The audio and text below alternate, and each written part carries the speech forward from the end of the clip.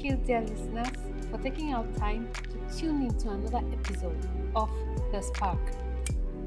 We are committed to bringing you the most captivating stories of some professionals, unveiling the challenging transitions and secrets to their successful journeys to guide your career path. My name is Mabel Shu, and I am your host. My guest for today is Nana Ama Oforiwaa Antwi. Nana is a journalist, a creative writer, a voiceover artist, and a couple of other things that she would talk about soon. Nana, it's great to have you here today, and thank you so much for honoring my invitation. Thank you so much, Mabel, for seeing it worthy to talk to me today and to introduce me to your platform. I'm grateful. Okay, great. I read one of your posts on LinkedIn, and it said you were on a journey of growth. And that's also one of the reasons why it was easy for me to contact you to at least share your story. But there was also another one where you said you walked into a classroom and you asked the kids what they wanted to be in future. And some of them were saying astronauts, others were saying lawyers, nurses, doctors, etc. So today I'm now asking you that question. When you were younger, what is it that you wanted to be in future? When they asked you the question, what was your response? Right. So as a kid, I had two major careers in mind, to be a lawyer or a journalist.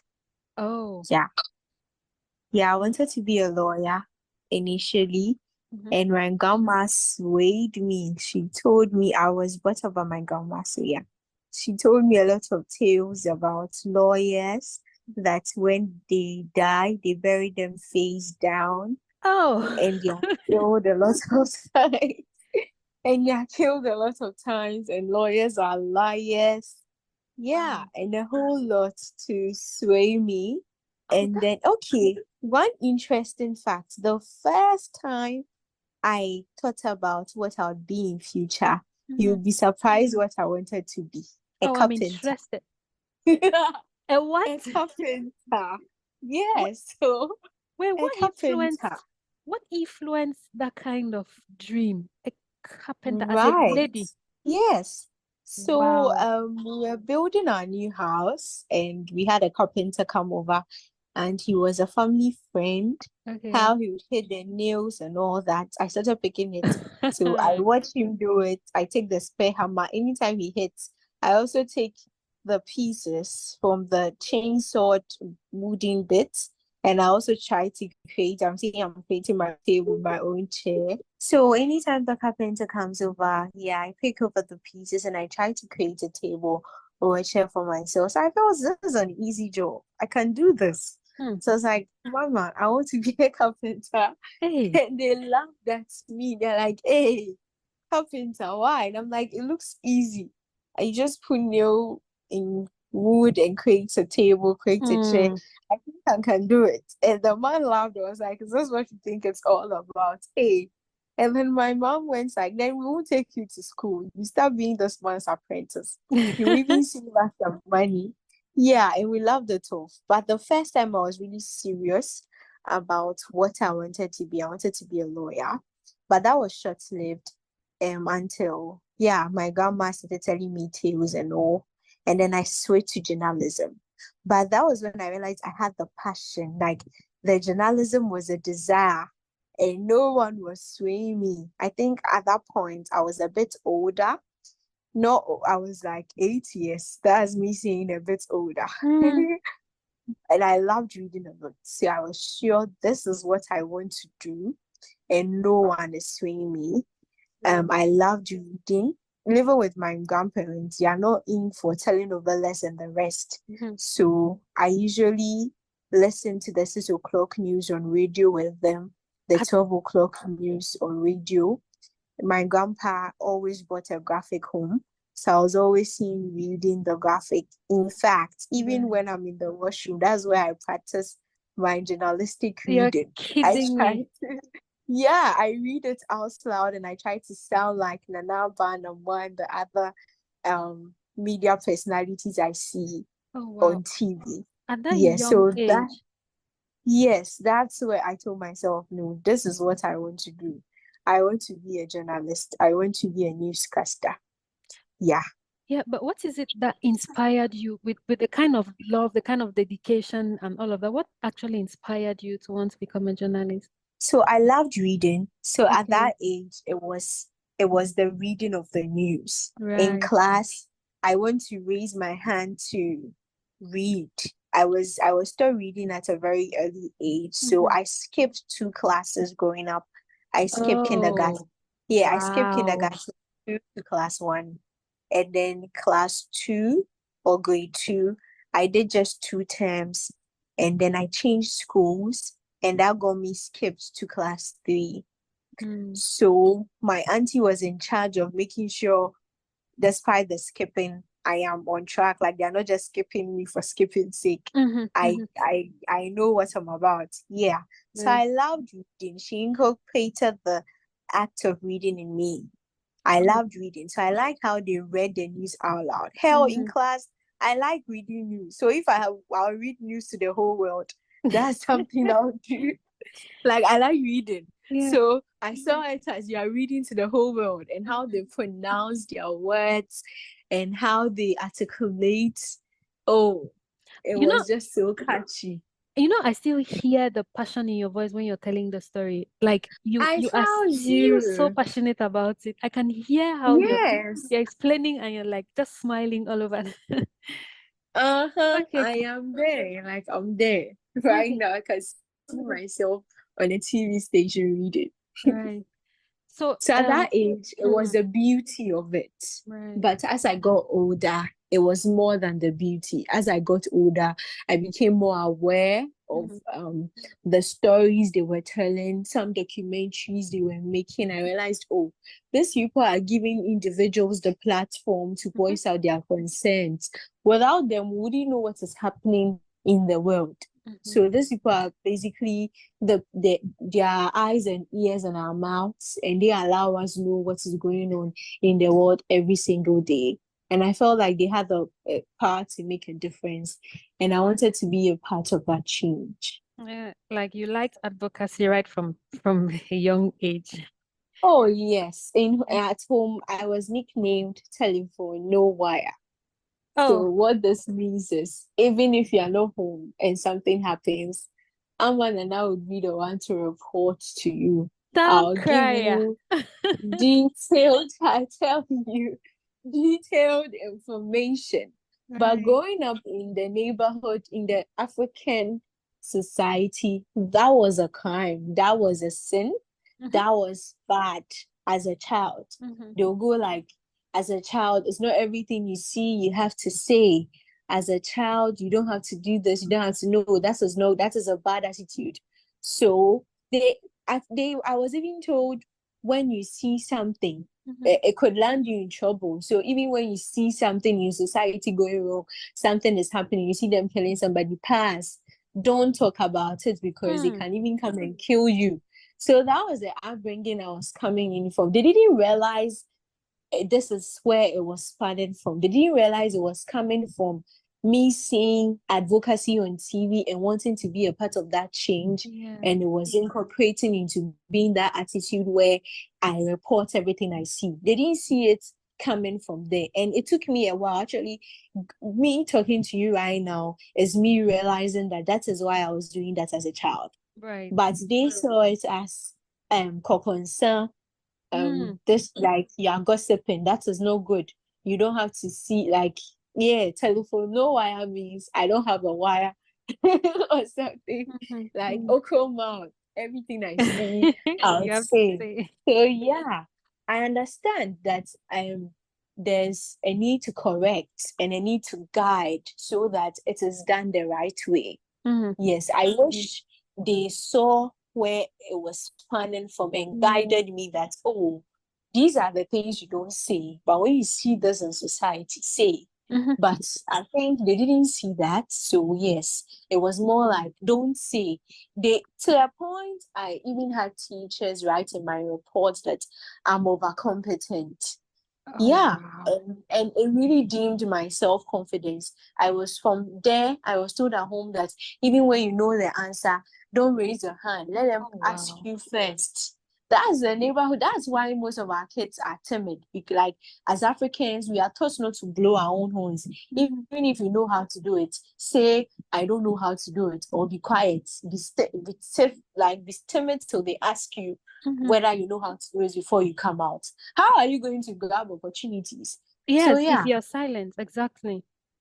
exactly. So that teacher disturbed me a lot. It was written in my report that I was overcompetent. I asked Wow. too much questions. He actually That's reported me extreme. to the headmistress that I pushed the class back with asking too many questions. So I became like I was pushed to the background. Suppose a girl who always stood for herself, who was always confident. They could call me on the spot to give welcome address, to give vote of thanks without telling me beforehand, and I could deliver. Now, even if I know the answer, I don't raise my hand because from what the teacher wrote made my people say I am too knowing. So I should tone it down a bit. Even if I know, I shouldn't raise my hand. So I went to high school with that attitude from Mhm. a poster girl who was always in the front. I was pushed to the back. Yeah. I But can, that's for another discussion. yeah, exactly. I can imagine the effect it has on you. But the funny or the nice thing is that despite all of that, you still came out with like you still excelled in the field of journalism.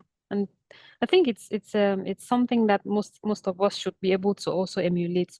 Going through challenges like this, there's a tendency that some people will shut down and just shut down for the rest, like forever. But it's just interesting that you Yes, still followed. Yeah. And um that's very true.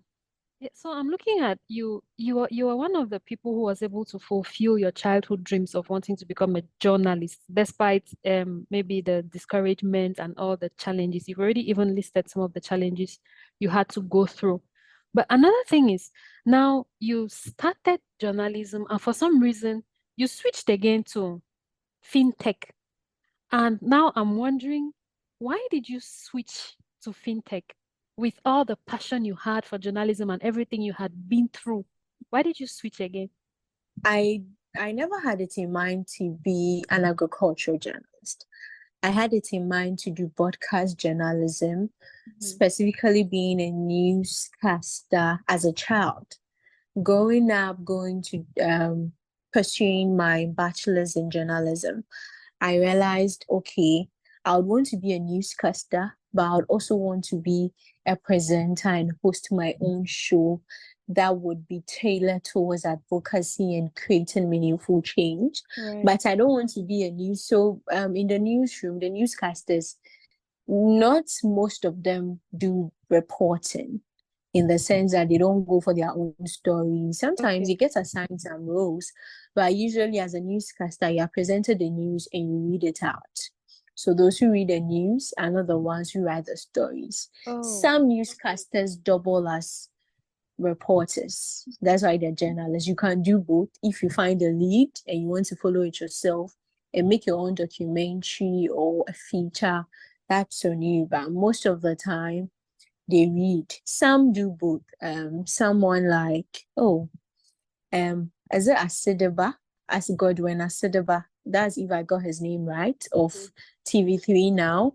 Okay. He reads the news sometimes, but he's more of a reporter. He's a seasoned award-winning reporter, and he does a lot of documentaries that will shake your bones. He goes to the cemetery, he goes to the shrine, play things that would shake your Ooh. bones. Yeah, so he does a lot of deep. I think he's a connection. Yeah, we are connected on LinkedIn. He Okay. does a lot of, so yeah, but most of them just read the news. That is the kind of person I want to be. I want to be a journalist making a difference. I don't just want to report a story that's, oh, there's no light in this area and that is it. I'll do follow up. I would follow up with the assemblyman, follow up with the member of parliament, follow up with those in charge, try to get it changed. And when it get changed, I'll go back and report about it that it was changed. That way, when you go to the market and you're asking them their plights, the market women, they are open. They're like, this guy or this girl will see to it that what we are reporting, what she's reporting about, there will be change. Sometimes you go to the market for a store and they're like, oh, mommy female, like I'm not going to mind you people, I'm not going to talk, because even when you come and report, you don't even follow up, you don't even do anything for us. It doesn't change. So what's the essence of talking? That's not the kind of journalism I wanted to be. But then, life has its own turns for you. So yes. after school in Ghana, I realized the mainstream journalism doesn't pay. And as a young girl starting a life, I need money. I have bills to pay. I have rent, among other things, on me. So I got the opportunity to work in an agricultural industrialization company as an agricultural journalist. And it was terrifying. I was stepping into a space I knew nothing about. I was stepping into a space. I'm like, agricultural journalism, what am I going to do? What am I going to write? So I started researching, and being in that field has taught me a lot. I realized that field also needed a lot of work. It also needed a lot of representation. The Ghanaian media doesn't really represent agriculture like it gives politics. It doesn't give agriculture the attention it needs like it gives politics. So yeah, I was also there to make a difference. And it grew on me. I started touching on stories people do not really talk about, like being a Ghanaian farmer. So I have a story about being a Ghanaian farmer, right? I have an article on the 21st century farmer, how life is easier now for the 21st century farmer comparing to someone who was a farmer in the 19th century. The kind of technology we are open to now, they are not open to that. So in every space I find myself, I try to represent the underrepresented. I try to give the other, because that's where my passion is. So fast forward, I moved to fintech, firstly for money. I'm not even going to lie about it. It's the honesty Yes, from I me. knew exactly, and I wanted both, and I realized the company, not I realized the field I found myself, the people I was associated with are very lovely people. But what I wanted to learn as a journalist, I was not going to get it in that particular company because we were mostly all fresh graduates. We didn't have any senior reporter. I would say, oh, the senior editor or senior reporter has been in the game for 10 years. So this is the experience they'll give me, my writing, everything I learned. I had to learn on my own. I have to learn from watching others online. So I realized there was no growth. And I saw an opening in the fintech space with a lot of money. So I went into the fintech space. Now, let me talk about the fear transitioning careers. So one may transition careers for a lot of reasons. For money, basically to upskill and upgrade yourself to be able to fend for yourself and to increase your your livelihood, basically change your lifestyle and how you live. And someone might also follow passion. Regardless, you should make sure the move, it's a calculated risk. You may move and not get what you want, even if initially was money. It could be a trick.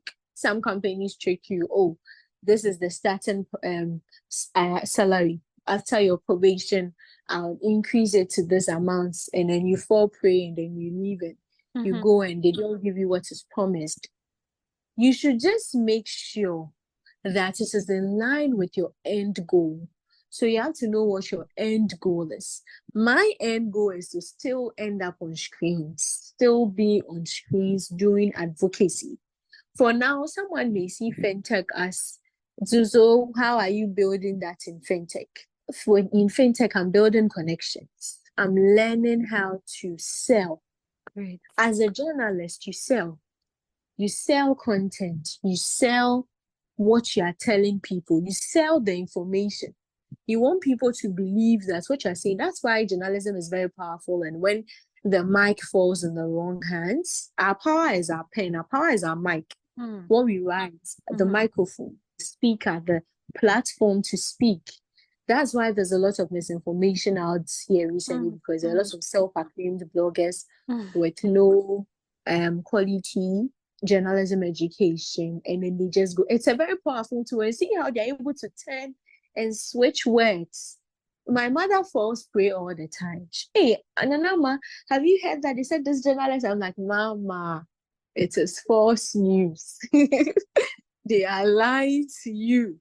So yes, it's as I mentioned, in fintech, me, tech, as you mentioned, that I still have the desire to, you can still sense the desire for journalism. It is deep there. So what am I learning in fintech? I left that agricultural journalism space because it was not giving me the good I need, upliftments, the insights I needed on my career. If I had perhaps certain seasonal people with experience in journalism there, I would have stayed longer to learn from them. Right. But yes, we didn't have that there. So Mentorship. exactly, I was doing what I knew. I was writing what I knew, how I knew it. So in fintech, I am learning how to sell. I'm learning how to market. I've always had a marketing flair to me. So I braid. I braid hair. I sell dresses. I sell shoes. I sell literally every day. When Nana Ama someone of needs, many colors. Wow. yeah, my coat is full of several colors. Yeah. So I sell everything. If you need something, people just hit me up and I try to get it from them. Meanwhile, I don't have a shop. So I know I've always had that desire. So in fintech, I'm learning how to shape it. I'm learning how to be professional about it. I'm learning how to market. Funny enough, I went into this fintech space, and you know the first thing my boss had me do? I designed graphic designing. Oh, I have wow. never done graphic designing in my life. I was with people who were doing graphic designing at my old place, and I told them I wanted to learn. We spoke about it, but we never really had the chance. I picked up an online course, I think for 6 weeks or 5 weeks, and I learned a little bit of Canva. It was even an introductory lesson. We did it like once. From there, I decided to be designing a little bit myself. Maybe I want to design a logo for my hair shop, and then I'll do it. And then I'll show it to the guys, and they'll teach me, oh, I'ma change this, change this. They don't even know how to use Canva. They like Photoshop. So they're like, me, I don't know how. Sometimes when I face a difficulty, how do you do this? And like, we don't know how to do it in Canva. I went to this new place. They asked me during my interview because it's in my CV, and I told them, no, it's an introductory thing. Like, I don't know much. My boss just went like, Amma, we need a video. And I'm like, okay. In my head, how am I going to go about this? I told her point blank, I've never edited in my life. She's like, do what you can and let's see. Hey. And I'm like, before I came, who was doing all that? In my head, that was my question. But then I knew it was a test to prove myself. Yeah. And I'm like, Amma, this is a new space. You may fail or succeed here. So do this thing and do it well. So that in case you are not selling the fintech they hired you to sell, you may be irreplaceable because you can do other things. So I started. Yeah. I started what I can and I did what I could. And I sent it and she was so happy about it. She sent it to the CEO. The CEO was so happy. And that's how my first week in fintech, it's a global organization. That's how my first week in fintech, the CEO of the company got to know me. Yeah. And I'm sure you're enjoying what you're doing. Yeah, I'm learning a lot. Going in the field was a bit scary. My first meeting, they were saying all this finance and tech terms. So yes, it was a bit challenging hearing all these finance terms and tech terms. I'm like, wow, did I really make the right decision? Someone would be wondering, why didn't you go, if you really like journalism and advocacy, why didn't you go to the TV space? Why didn't you go to the radio space? In Ghana, it's actually very difficult to get in these spaces. And even when you do as a newbie, you are not paid. You are not paid. You are you get maybe a little remuneration when you go and cover some stories. Yeah, right. But you are hardly paid, yes. And even though you may learn valuable skills and everything, when life gives you lemons, you make a lemonade. Exactly. Yeah. Yeah. So Wow. maybe another person would have gotten the chance to go into a TV scene or a radio scene in maybe 2 years or 3 years, they'll be hearing from the person. But it was fintech that opened for me. And I realized fintech is not bad. I've always been a marketer. Let me go there and learn how to market. Let me go there and learn how to sell. Let me go there and build the connections. And then when I'm ready to bounce back to my journalism, I can sell. Right now, my career trajectory for me now is to learn everything I could, gather the insights and information in fintech, come back and start my journalism on my own. So I'm not looking at, right now, social media has made it easy for anyone to advocate. If you have your phone, you can do it. You don't have to join a TV station to talk about the bad things that are happening in Ghana. You don't need a radio to make change or to create change. With your phone, you can start the change. If it's domestic violence you want to push on, if it's a Skayaye, whatever advocacy or change you want to bring to the table, you can niche your own or create your own platform and create that change. So fintech will give me that space. Fintech would also give me the money to fund myself, Exactly. if it's Exactly. YouTube or something. Yeah, Yes, so right. as I mentioned, it should be in line. So what is your career path?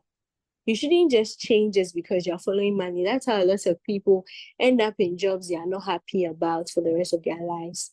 And then they start pushing what they wanted to be on their children. Maybe you wanted to be a doctor, you never pursued the dream, or life took you through turns, you're not able to pursue it. Now you push it on your children to be doctors. No, everybody needs to live a fulfilled life.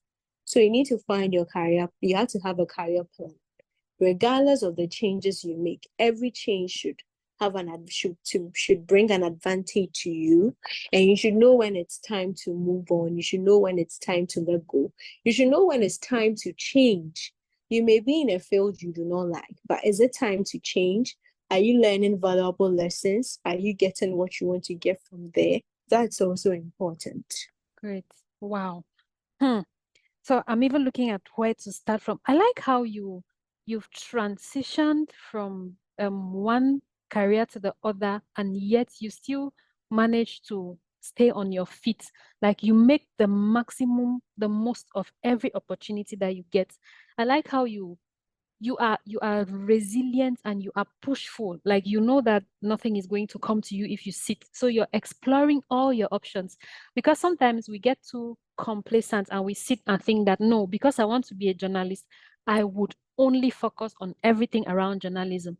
And that's how most of us end up losing out on some opportunities that have come by or that could come by our way. So Nana, thank you very much for sharing your story. Just maybe to conclude, right? If there was one piece of advice that you would give, maybe to um, the youth who are probably getting into a university or who are in a university and are trying to move into to figure out their career path. If there was one thing you would advise them, what would it be? So I have a channel on WhatsApp where I help young people, young adults, especially females, to reach their highest potential. I feel like if we all had access to opportunities, we would be great. So I could leave the link with you and then maybe you add it so Definitely. people, yeah. Definitely. But then this is something I shared with the ladies in the group.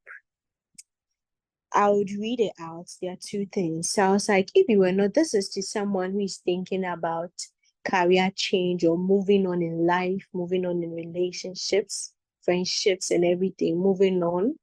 And they are so scared to make the next move. They are so scared to change course. They are just so scared to move on. This is what I have to say. So I wrote, if you were not so scared of being pushed beyond your limits, if you were not so comfortable with being where you are, you would have been amazed by the things you can do. I feel like each and every one of us have a purpose. here on earth, and it's up to us to tap into it and reach our full potential. There are a lot of things. I think someone said there are a lot of things a human brain can do, and we are not even using a quarter of it.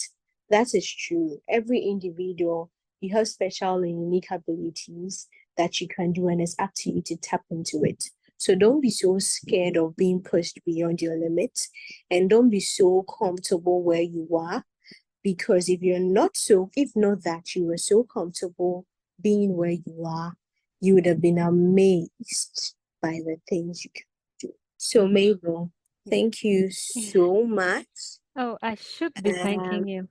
I should be thanking you. It's been amazing.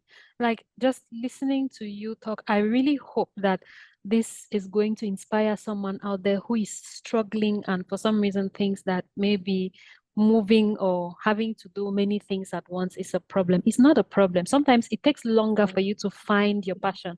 Some people find it easy. Some people have to switch and switch and switch until they're able to get it. So Nana's story has taught me that it's okay to move. Once you think that you're not getting the value which you are hoping to get, it's okay to move. She has moved from journalism to sports journalism to agricultural journalism to fintech and a lot. So to all those who are listening to this today, I hope this story really inspires you. And once again, thank you, Nana, so much for gracing us. You have really read my style. Thank you so much. But I am so much of a women empowerment kind of girl. So I have one last thing I want to read to any woman listening. So I would, if you permit me, I want to go ahead. Sure. Okay, so many women are told they should be roses, make people smile and happy, brighten the corner where they are, be beautiful. Society watches women and all it sees is beauty, appeal. Others see us as delicate. A rose flower can be made into an oil that has therapeutic qualities used for healing, depression, and anxiety. It can also be added to perfumes, but the rose is only often used as a tool to express love and romance. That is the common use of it. Many people do not mention its other therapeutic qualities. But take a look at the sunflower, bright and beautiful, yet we know more of its other uses than the ornamental bit. The leaves are used as fodder to feed animals, the flowers yield a yellow dye, and the seeds contain oil and are used for food. What are you known for other than your beauty and appeal? There should be more to you, and you should be known for more than just your beauty. So in a society where all people want from you is a beautiful rose, be a sunflower instead. And I hope this would inspire someone to push beyond their limits and to be more than just their beauty. They should have more to them as women, basically. That's what I'm saying. Thank you.